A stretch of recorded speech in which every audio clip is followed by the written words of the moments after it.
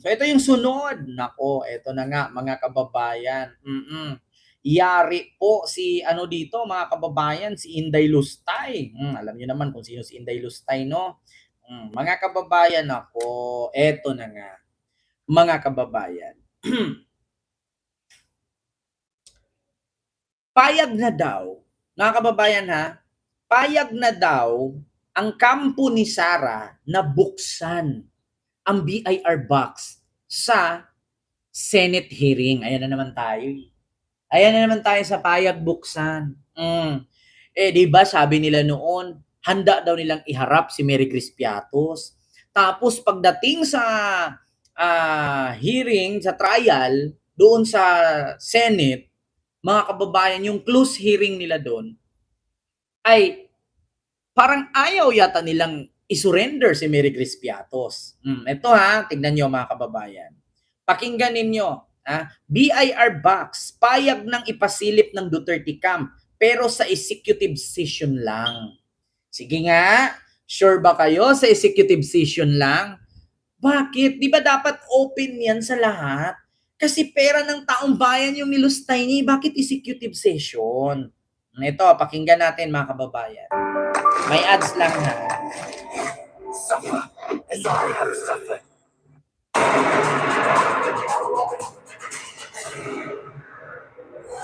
Payag na ang kampo ni VP Sara na ipasilip ang kanyang tax records pero may kondisyon. Ang detalye sa agenda report ni Janina Vela. Sure ka na ipapasilip yan. Baka pagdating nung on time, biglang umatras. Di ba, Ma'am Arlene? Baka naman, payag daw ha. Narinig nyo ha? Payag. Baka pagdating doon, baka naman pinalitan na naman yan ha. Baka may hokus-pokus sa box na yan ha. Baka tinanggal yung nagtatanong lang baka tinanggal yung sealed yan ha. Kasi bakit kampante? Baka pampalubag-loob lang sa mga supporter na tanga. Baka naman pagdating na sa kalagitnaan na tawag dito, executive session, biglang umurong ang bayag at hindi na naman papayag buksan yan. Nako, sige nga. Baka mga kababayan ha, buksan ba natin, continue ba natin o hindi? Ano bang aasahan natin, papayag si Sara o hindi? Kasi hindi nga sumisipot, tapos ito, pabubuksan. Loso. Tandaan natin yan ha. Bukas ang depensa ni VP Sara na buksan ang kahon na naglalaman umano ng kanyang tax records. Pero kung sa executive session lang ito isasagawa. Bagay na tinutulan ng House Prosecution Team na nagnanais sa open court ito buksan. There's no change in stance with respect to the prosecution. We've always wanted to have the box open.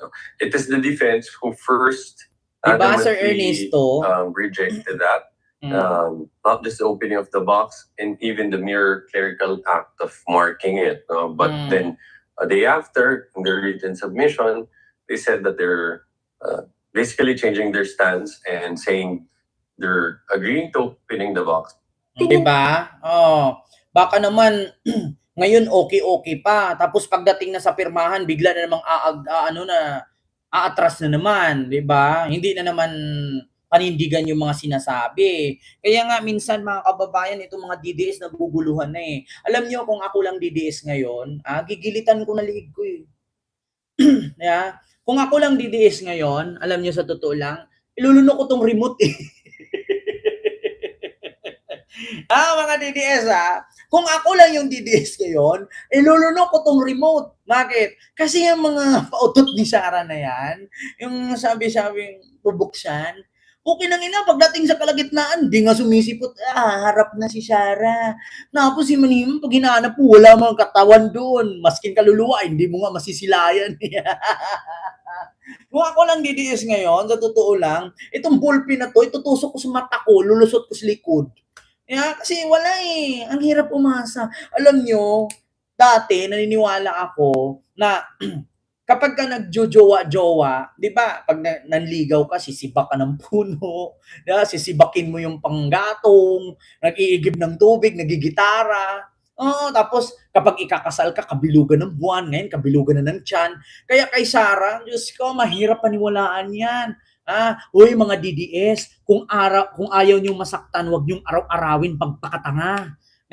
Kasi ayan na naman tayo. Pinapalubag lang yung loob niya. Kaya na ni Sarah, matapang na si Sarah. Oo, pumapayag ng buksan. So, ibig sabihin, wala. Kasi, ang isipin agad nito, mga kababayan, ng mga supporter ni Sarah, mga bobo, tanga-tanga, inutil ang paslupang DDS, ang sabihin agad, so alam na natin na talagang walang kasalanan si Inday. Bakit? Kasi pumapayag siyang buksan.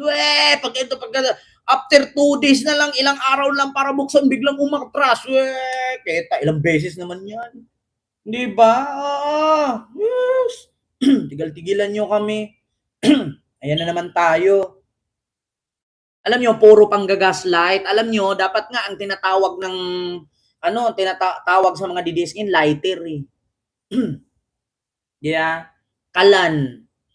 Dapat tawag sa inyo, DDS eh, kalan. Bakit? Puro kay panlilin lang eh, puro kay panggagaslight eh. Lulukuhin nyo lang yung taong bayan, ganito, ganyan. Walang naigawa ang presidente, ang mahal ng gasolina. Kahit dating 90, ngayon 70, 69, 70 na lang. Walang nagawa ang Pangulo. Naghirap tayo, pero may pang post sa TikTok, may pang post ng fake news sa Facebook. Naghirap, inuuna ninyo? Pambili ng load or pambayad sa wifi o pambili ng bigas? Yeah. Ganyan yung mga DDS. Naghihirap kami, wala kaming pera. Himan-himan nakikita mo. Kalayo-layo nung Netherlands, napuntahan nila. Tigilan nyo nga ako. Palunok ko sa inyo tong remote eh. Kaya kung ako DDS ngayon, lulunukin ko na tong remote. Bakit? Kasi pagdating ng ilang araw niyan, halimbawa 3 days na lang para buksan yung box, aatras na naman yan, Sarah. Tigil-tigilan nyo nga kami. Prosecution, beneficial din sa depensa kung ilalathala sa publiko ang tax records ng pangalawang Pangulo. At sa panig naman ng depensa, kapag ito ay hindi sumuporta doon sa aligasyon, hindi ba dapat mapawalang bisa rin yung ebidensyang yan? So, and I think this will work both ways. No? Ayaw ng House Prosecution Team na makaantala ang isyung ito, pero sa appropriate time daw, they will insist to be allowed to present this in open court. Sa ngayon, ipinauubayan na lang daw nila sa Senate Impeachment Court ang desisyon kung sa executive session o sa open court bubuksan ang BIR records ni VP Sara. Para sa agenda, Janina Vela, Billionaire News Channel. Mahirap kasi magtiwala. Diyos ko. Ito mga DDS na nanood ngayon, naniniwala ba kayo na papayag si Sara buksan ang BIR box? Ipaputol ko yung daliri ko kung magtugma yung laman ng BIR box doon sa salin niya. Yung salin niya 2019-2024 walang laman. Tapos sa BIR box, papayag siyang buksan. Lasya. Diyos ko. Huwag niyo nang paniwalaan yan. Yung baha nga sa Davao, hindi marisolba. Baha lang eh. Ito pa, vlogger sa impeachment. Mga vlogger tutulong sa pagpapalaganap ng impormasyon sa impeachment ni Sara. Dapat lang talaga, media at vlogger magsama talaga para mapanood ng taong bayan. Kasi bakit? Marami kasing vloggers at maraming viewers na ayaw manood sa TV. Mas gusto nila sa vlog kasi on the spot eh. Ito See their updates, Sabi join the ni- conversation, and ano create ni- new opportunities. mga kababayan ni... Get the answer, Sino ba to? Kinumpirma ng House Prosecution Panel na may Mm. mga vlogger na gustong tumulong sa pagpapalaganap ng impormasyon kaugnay sa impeachment trial ni Vice President Sara Duterte.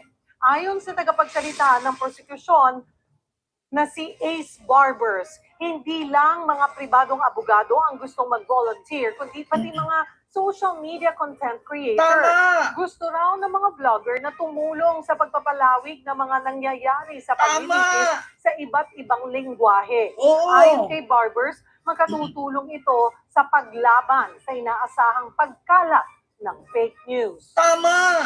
We are anticipating na dadami ang mga kakalat na mga fake news. No? At ito ay manggagaling sa mga pseudo-vloggers. Kaya nga malaking tulong no? Kung merong magsasalita o magtutulong pag-explain. No? ng Tama. mga pangyayari dito Oo. sa trial nito in different dialects. O, di ba? O, tama.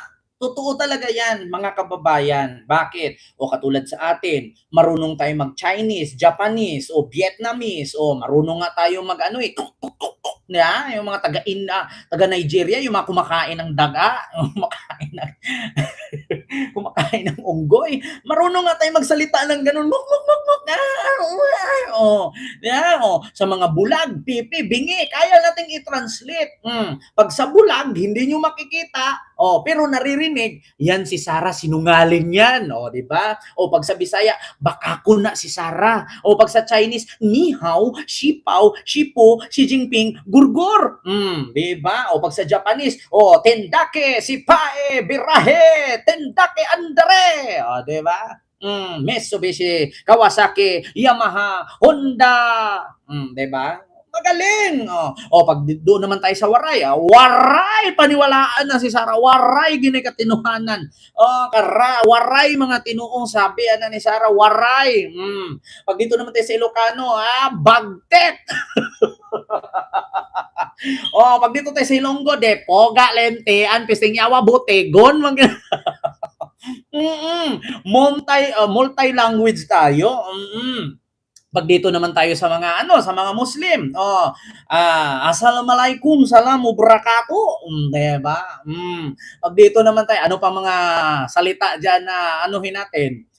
Na kailangan i-translate natin para malaman ng taong bayan na si Sarah ay sinungaling. Ano pang mga gusto niyo diyan? Korean. Paniwala niya sinungaling di ba? Di ba? Naku, kahit nga tsabaka El Niño Misotoy, di ba? Porque contigo yo escogí, di ba? Salami corazón di sufrir. Buenos días, buenas tardes, mi amigo, mi amiga. Di ba? Bagtit. Pag Thailand, sawadee ka, kawatan yan siya, putangin na niya, sawadee ka. Di ba? Nako. Diyos ko. Sawadee ka, mo'y putok ang kilikili niya. Kaya nating i-translate yan, mga kababayan, Diyos ko. Sawadee ka, pistingyawa ka, kawatan ka, sinungaling ka. Di ba? Anong gusto ninyo? Cambodian? Myanmar? Nako. Indonesian?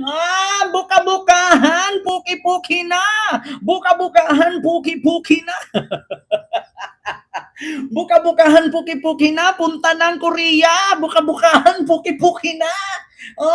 Tanggal-tanggalan ang laman-laman ng puki-puki niya. Diba? Indonesian yan. Pag Malaysia naman, tumpaka yung sheriff, tinumpak, nagkaroon ng black eye sa mata.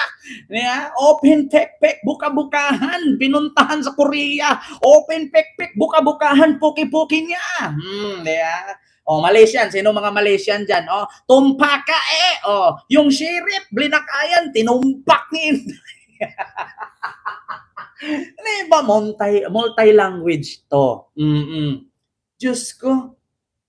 Unsa pamanggid na inyong gipangita nga na naman din. Lisod bago na i-explain nga lahat naman ng language in Asian. Nako, okay ni naman. Di ba, Sir Ted?